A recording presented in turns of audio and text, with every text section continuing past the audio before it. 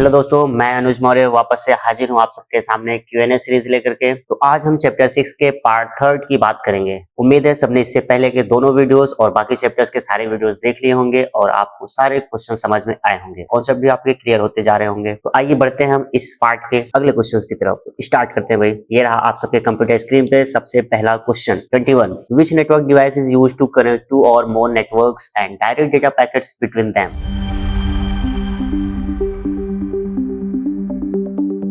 ऐसी कौन सी network device है जो कि यूज की जाती है दो या दो से अधिक नेटवर्क्स को कनेक्ट करने के लिए और उन नेटवर्क्स पे डेटा पैकेट्स को डायरेक्ट करने के लिए भी, भेजने के लिए भी इस्तेमाल किया जाता है। तो चार ऑप्शन आप सबके सामने हैं। पहला ऑप्शन आपके सामने भाई स्विच, दूसरा है राउटर, तीसरा है हब, चौथा है ब्रिज। तो आपको इसमें से बताने भाई कौन कौन से ऑप्शन पहले गलत है, उनको आप गायब कर दीजिए, देन आपको सही आंसर मिल जाएगा। तो यहाँ पे हम अगर बात करें ऑप्शन नंबर ए की स्विच की, तो स्विच का ये तो काम बिल्कुल भी नहीं है, तो आपका ऑप्शन नंबर ए गलत हो जाएगा भाई। अगर ऑप्शन नंबर बी की बात करें राउटर्स, तो जी हाँ, आपका राउटर ही है तो इकलौता एक ऐसी डिवाइस है जो दो या दो से अधिक नेटवर्क्स पे डेटा पैकेट्स को डायरेक्ट करने का काम करता है। तो इसके अकॉर्डिंग आपका ऑप्शन नंबर बी सही हो जाएगा भाई। बी फॉर बाउंड्री यहाँ पे हमने लगा दिया है और बाकी सी एंड डी ऑप्शन आपके यहाँ पे गलत हो जाते हैं पूरी तरीके से। उम्मीद है सबको मजा आया होगा, एकदम धुआंधार से आप आंसर देने लगेंगे अभी धीरे धीरे करके। आइए बढ़ते हैं अगले क्वेश्चन की तरफ। उससे पहले आप देख सकते हैं यहाँ पे राउटर्स के बारे में मैंने उसकी डिफिनेशन लिख दिया है। तो राउटर ये है जो दो या दो से अधिक डिवाइसेस को, नेटवर्क डिवाइसेस को कनेक्ट करता है और डेटा पैकेट्स को भेजता है। और किसके थ्रू भेजता है? एक आईपी एड्रेस के थ्रू भेजता है। अब आईपी एड्रेस क्या होता है? कि यूनिक एड्रेस होता है हर एक डिवाइस का नेटवर्क। क्लियर है ना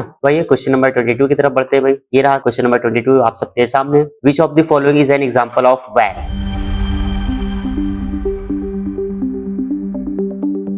वाइड एरिया नेटवर्क का इसमें से एग्जांपल कौन सा है? वो एकदम आसान सा क्वेश्चन है। चार ऑप्शन आप सबके सामने हैं। पहला ऑप्शन है होम वाईफाई नेटवर्क, दूसरा ऑप्शन है companies intranet with in a building, तीसरा ऑप्शन है द इंटरनेट, चौथा ऑप्शन है ब्लूटूथ डिवाइस। तो अगर हम वैन की बात करें तो वाइड एरिया नेटवर्क, जो कि एक वर्ल्ड लेवल का नेटवर्क होता है, बहुत बड़े रेंज में होता है। तो इसका सही आंसर होगा आपका ऑप्शन नंबर बी। बिल्कुल भी नहीं, बी तो आपका गलत है भाई। अगर बी की बात कर ले तो एकदम रॉन्ग हो चुका है। और ऑप्शन नंबर ए की बात करें तो वाईफाई नेटवर्क जो घर के अंदर होता है, ये तो आपका लैन होता है।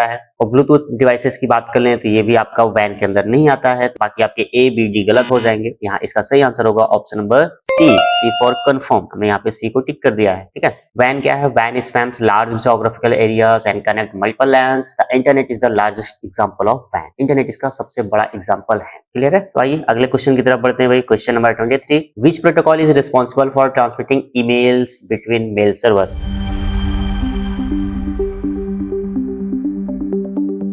मेल सर्वर के बीच में ईमेल को भेजने के लिए कौन से प्रोटोकॉल का हम इस्तेमाल करते हैं? तो आई थिंक मैंने इसको आपको लास्ट वीडियो में भी एक बार बताया था जब आपका वो प्रोटोकॉल आया था। अब आप लोग बताइए कौन सा प्रोटोकॉल होगा फटाफट। कुछ लोग बोल रहे होंगे सर HTTP होगा। तो जो HTTP बोल रहे हैं उनको मैं बता देता हूँ कि उनका दिल बिल्कुल से भी टूट जाएगा, क्योंकि यहाँ पे आपका HTTP जो है वो वेब पेजेस को एक्सेस करने के लिए और ट्रांसफर करने के लिए इस्तेमाल किया जाता है। अब लग रहा होगा कुछ को कि सर FTP होगा। FTP भी नहीं, FTP तो आपका फाइल ट्रांसफर करने के लिए होता है। तो इसलिए यहाँ पे इसका सही आंसर होगा भाई आपका SMTP, simple mail transfer protocol. ठीक है। तो ऑप्शन नंबर बी फॉर हमने बाउंड्री लगा दिया है। बाकी सारे प्रोटोकॉल्स के बारे में मैंने लास्ट वीडियो में आपको समझा दिया था अभी, इस वजह से यहाँ पे मैं दोबारा से नहीं रिपीट कर रहा हूँ। आप लोग पुराना वीडियोस देख लीजिएगा। चलिए आगे बढ़ते हैं। सबको समझ में आ गया कि SMTP एक आपका ऐसा प्रोटोकॉल है जो कि मेल सर्वर्स पे ईमेल को सेंड करने के लिए इस्तेमाल किया जाता है, तभी आपके अलग अलग डोमेन्स पे कम्युनिकेशन पॉसिबल हो पाता है। आइए बढ़ते हैं अगले क्वेश्चन की तरफ। तो क्वेश्चन नंबर 24 आप सबके सामने है। Which type of topology connects all devices to central hub and failure of the central hub can bring down the whole network?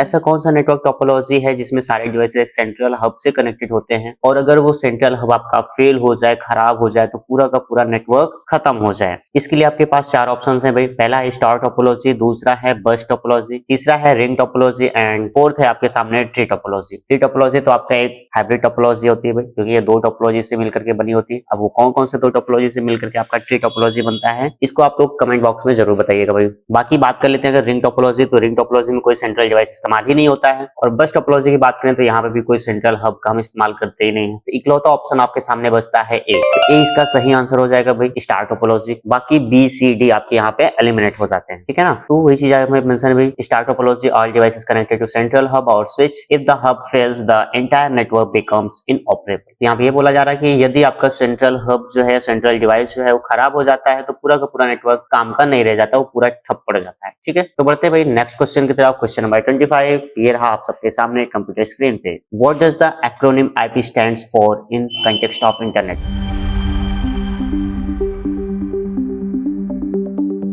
Simple यहाँ से आपसे पूछ रहा है कि आईपी का फुल फॉर्म क्या होता है। अब ढूंढिए भाई किस ऑप्शन में आपको लिखा हुआ है इंटरनेट प्रोटोकॉल। तो अगर हम बात कर ले ऑप्शंस की, तो सबसे पहला ऑप्शन ही आपका है इंटरनेट प्रोटोकॉल। इस अकॉर्डिंग आपका पहला ऑप्शन सही हो जाएगा, बाकी 3 ऑप्शंस आपके गलत हो जाएंगे। बाकी 3 ऑप्शन यहाँ पे सिर्फ आपको कंफ्यूज करने के लिए दिया गया है, ठीक है। तो आइए भाई बढ़ते हैं आगे। तो आईपी क्या होता है? IP is used to uniquely identify device and route data packets across network. Internet protocol use किया जाता है हर एक डिवाइस को आइडेंटिफाई करने के लिए। जब हम डिवाइसेस को आइडेंटिफाई कर लेते हैं तभी तो नेटवर्क पे हम पर्टिकुलर एक सही डिवाइस तक अपना डेटा ट्रांसफर कर पाते हैं, भेज पाते हैं। क्लियर है? तो आइए आगे बढ़ते हैं भाई क्वेश्चन नंबर 26 की तरफ। Which of the following is not characteristics of peer to peer network?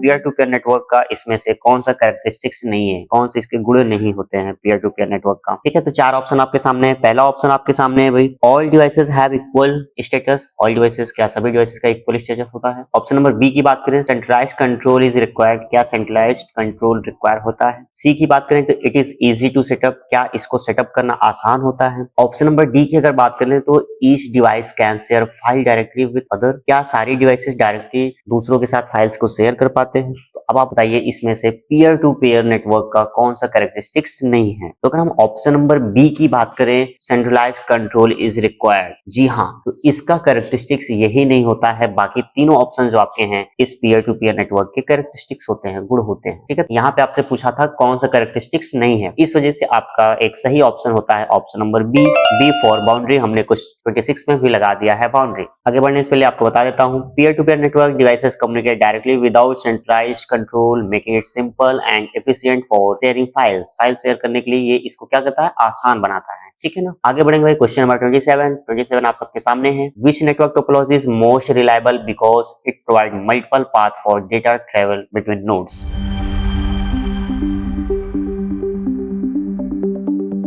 ऐसा कौन सा नेटवर्क टोपोलॉजी है जो कि ज्यादा रिलायबल माना जाता है? क्यों? क्योंकि वो क्या करता है, आपको मल्टीपल पाथ प्रोवाइड करता है, एक अल्टरनेट पाथ प्रोवाइड करता है डेटा को भेजने के लिए। तो भाई सबको पता होना चाहिए ये कौन सा टोपोलॉजी होगा। मैंने आपको क्लास में बता रखा है, फिर भी मैं एक बार बता देता हूँ यहाँ पे। पहला अगर बस टोपोलॉजी की बात करें तो बस टोपोलॉजी तो बिल्कुल भी नहीं होगा, तो ऑप्शन नंबर ए आपका एलिमिनेट हो जाएगा। ऑप्शन नंबर बी की अगर हम बात करें स्टार टोपोलॉजी, तो स्टार टोपोलॉजी में भी आपके मल्टीपल पाथ नहीं मिलते हैं, ये भी आपका एलिमिनेट हो जाएगा यहाँ पे। रिंग टोपोलॉजी की बात करें तो रिंग टोपोलॉजी तो आपका सरासरी गलत हो जाएगा भाई, ये तो आपका एक क्लोज्ड लूप फॉर्म करता है, क्लोज सर्कुलर लूप, ठीक है। और यहाँ पे डेटा तो वन डायरेक्शन में ही फ्लो करता है। और अगर ऑप्शन नंबर डी की बात करें तो डी आपका है मेश टोपोलॉजी। जी हाँ, मेश टोपोलॉजी एक आपका ऐसा नेटवर्क टोपोलॉजी है जो आपको मल्टीपल अल्टरनेट पाथ प्रोवाइड करता है डेटा को ट्रांसफर करने के लिए। अगर एक पाथ आपका खराब होता है, बंद हो जाता है किसी कारणों की वजह से, तो आप दूसरे पाथ से डेटा को भेज सकते हैं। इसके अकॉर्डिंग यहाँ पे आपका सही आंसर हो जाएगा option number D, D for done. चलिए आगे बढ़ते हुए नेक्स्ट क्वेश्चन की तरफ। क्वेश्चन नंबर 28, विच protocol translate domain names like www.example.com into IP addresses?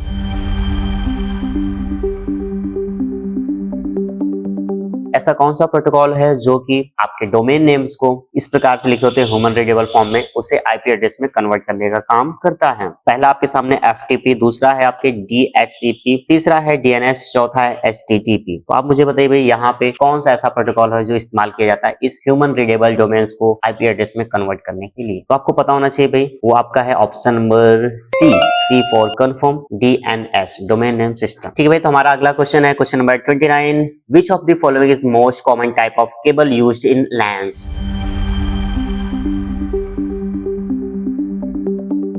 अब LANs क्या होता है? Local area network. Local area network में किस प्रकार की केबल्स का हम सामान्यतः इस्तेमाल करते हैं? तो पहला ऑप्शन आपके सामने है भाई कोएक्सियल केबल। क्या हम कोएक्सियल केबल का इस्तेमाल करते हैं? दूसरा है फाइबर ऑप्टिक्स केबल। क्या हम फाइबर ऑप्टिक्स केबल का इस्तेमाल करते हैं? भाई ये तो बहुत ही महंगे होते हैं, इसको तो कौन इस्तेमाल करेगा, इस वजह से आप तो अभी तुरंत के तुरंत गलत कर दीजिए, बी आपका एलिमिनेट हो जाएगा तुरंत के तुरंत भाई। ऑप्शन नंबर डी की बात करें तो पावर लाइन केबल। क्या हम पावर लाइन केबल का इस्तेमाल करते हैं? या अगर हम ऑप्शन सी की बात करें तो ट्विस्टेड पेयर केबल। क्या हम ट्विस्टेड पेयर केबल का इस्तेमाल करते हैं? तो आपको पता होना चाहिए भाई, जो लोकल एरिया नेटवर्क होता है उसको क्रिएट करने के लिए हम कोएक्सियल केबल का इस्तेमाल बिल्कुल भी नहीं करते हैं, तो आपका यहाँ पे ऑप्शन नंबर ए भी एलिमिनेट हो जाएगा। और पावर लाइन केबल का तो हम इस्तेमाल करेंगे ही नहीं करेंगे, तो हमारे पास तीसरा इकलौता ऑप्शन बचता है option number C, C for confirm, twisted pair cable. यहाँ पे इसका सही आंसर हुआ सी। तो आगे बढ़ते हैं भाई, twisted pair cables example C85, C86, मतलब CAT5, CAT6 एग्जांपल है ट्विस्टेड पेयर केबल्स का। वाइडली यूज्ड इन LANs, जो कि आपके सामान्यतः लोकल एरिया नेटवर्क में इस्तेमाल किए जाते हैं for their cost effectiveness and ability to transmit data efficiently. Twisted pair cables में आपके CAT5, CAT6 जो है सामान्यतः इस्तेमाल किए जाते हैं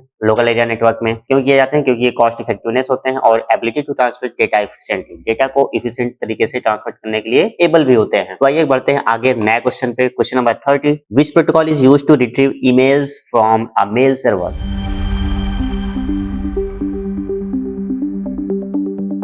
मेल सर्वर से ईमेल को रिट्रीव करने के लिए हम किस प्रोटोकॉल का इस्तेमाल करते हैं? तो कुछ लोग को लग रहा होगा सर वो तो SMTP होता है। तो SMTP होता है जो ये कह रहे हैं, मैं तो बोलूंगा उनको खुद की तारीफ कर लेनी चाहिए क्योंकि बहुत अच्छा बोल रहे हैं, ठीक है ना। अब उनका दिल टूट जाएगा भाई, क्योंकि SMTP होता है मेल सर्वर्स पे ईमेल को भेजने के लिए, ना कि मेल सर्वर से ईमेल को रिट्रीव करने के लिए। रिट्रीव करना मतलब रिसीव करना है, एक तरीके से आप बोल सकते हैं, ठीक है। भाई आपका ऑप्शन नंबर C तो तुरंत के तुरंत एलिमिनेट हो गया, सभी का दिल टूट गया होगा। अब कुछ लोग बोल रहे हैं सर FTP होता है, फाइल ट्रांसफर प्रोटोकॉल। तो बिल्कुल नहीं भाई, आपका FTP भी नहीं होता है, ये तो होता है फाइल को ट्रांसफर करने के लिए। HTTPS की बात करें तो आपका hyper text transfer protocol secure, जो कि वेब पेजेस को एक्सेस करने के लिए और ट्रांसफर करने के लिए इस्तेमाल किया जाता है। इकलौता ऑप्शन बचता आपके सामने B, POP3। जी हाँ, तो आपका पोस्ट ऑफिस प्रोटोकॉल वर्जन 3 ही इसका सही आंसर है, ठीक है। अगर आपको POP3 मिल जाए या फिर आपको IMAP मिल जाए तो दोनों में से अगर कोई भी एक ऑप्शन है तो आप उसको टिक कर सकते हैं। ये दोनों होते हैं जो मेल सर्वर से ईमेल्स को रिसीव करने के लिए इस्तेमाल किए जाते हैं, ठीक है। तो इसका सही आंसर हो जाएगा option number B for boundary, हमने लगा दिया है भाई। आगे बढ़ते हैं, तो यहाँ पे आपको POP के बारे में बता दिया गया है। Post office protocol 3 is used to retrieve emails from a mail server while SMTP is used for sending emails. यही मैंने आपको बताया था कि SMTP हम इस्तेमाल करते हैं मेल सर्वर पे ईमेल को भेजने के लिए, और POP3 हो या फिर आपका IMAP हो, ये दोनों प्रोटोकॉल्स का हम इस्तेमाल करते हैं मेल सर्वर से ईमेल को रिट्रीव करने के लिए, रिसीव करने के लिए। क्लियर है? उम्मीद है सबको समझ में आ गया होगा भाई। अगर किसी को कोई डाउट है, कोई कंफ्यूजन है, तो आप कमेंट बॉक्स में अपने डाउट कंफ्यूजन पूछ सकते हैं, आपको जवाब मिल जाएगा। तो भाई आज की इस लेक्चर को हम यहीं पे एंड करेंगे। उम्मीद है सबको मजा आया होगा। अगले वीडियो में मिलेंगे फिर से, तब तक के लिए सबको टाटा बाय बाय।